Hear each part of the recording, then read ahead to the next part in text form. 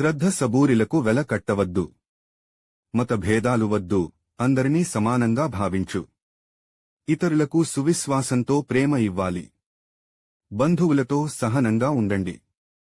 సత్యాన్ని ఎప్పుడూ పాటించండి.